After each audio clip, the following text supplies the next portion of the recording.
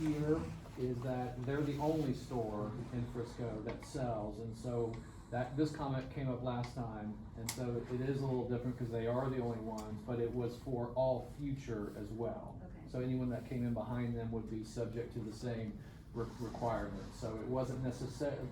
The only reason that we're making it for an industry-owned store is because we only have one. Because it's the only one that has the retail sales. Correct. The other ones are actually shelters or wherever.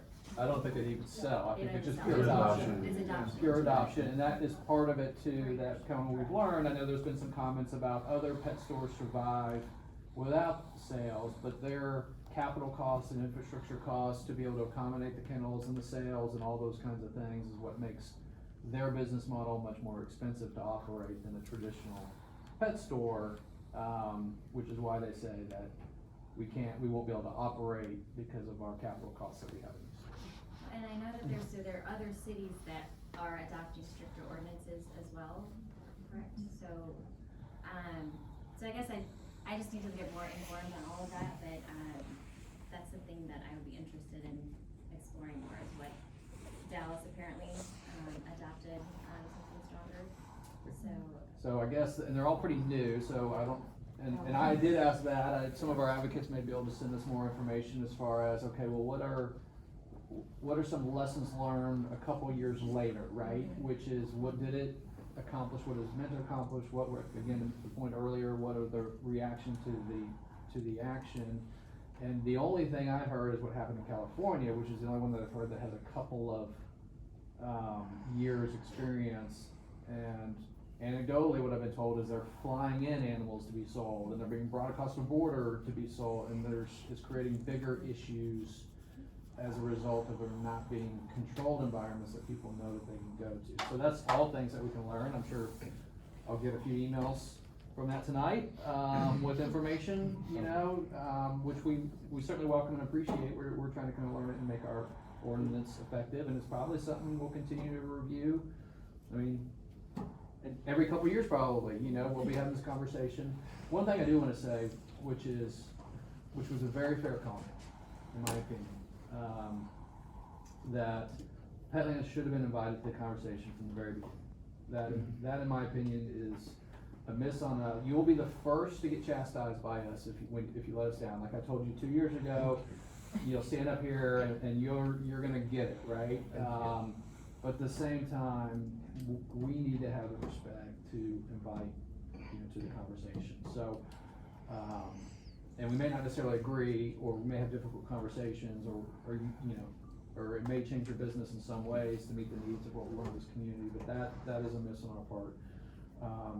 It seems like we have good direction. I want to leave plenty of time for this next one. Seems like we have good direction here, that we're kind of moving towards implementing a version of the Senate model. I think we probably have a couple of council members interested in being more active in that process. Congratulations, you get nominated, Laura. And we should invite Petland to the table to be part of the conversations, to help strengthen the ordinance. I do think, when there's complaints, they're fair complaints. I do think they're vilified a little bit as a business, and I think everyone in this room would love for the reputation, as someone said, of Petland here in Frisco to be a positive one.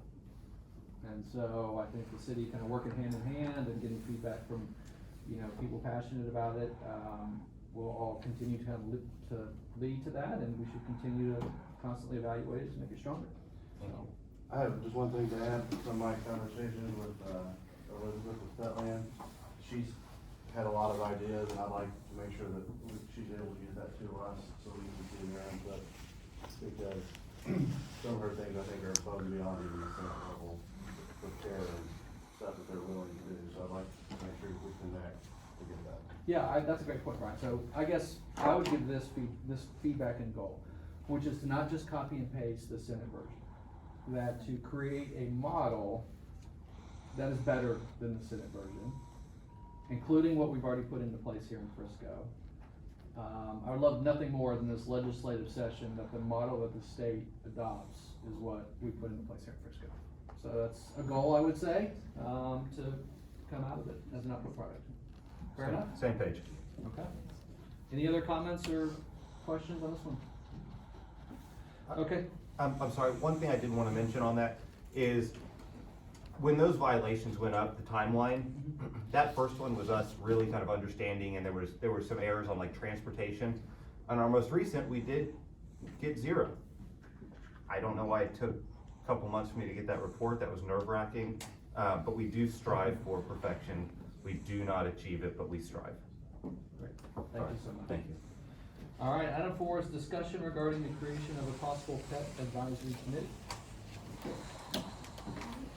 So, Mr. Mayor, I gave you all a copy of the revisions to our governance ordinance requirements for the creation of different committees. And that's the one that's separately pulled from the packet there. And so that is out, those council approved in the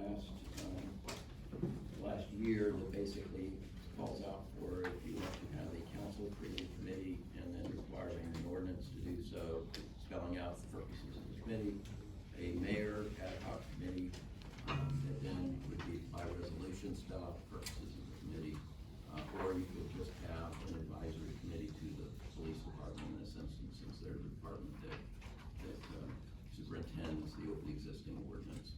But obviously, this issue goes beyond just one ordinance and one department. This is a bigger issue. It's nice that the city was recognized as the best city in the country for pets. So clearly, we're doing things on a number of different levels. So this council's follow-up from our work session to give staff direction on the route to take here. I guess kind of my initial thoughts are along the lines of how we did the inclusion committee, which is, you know, it was kind of a crawl, walk, run. You know, you kind of figure out, you know, the areas where, you know, committee could provide positive outcomes, positive supports. We even, over time, kind of came up with kind of our 3 key words, which is, you know, to celebrate, advocate, and educate. Collaborate, 4 now. Oh yeah, 4 and collaborate.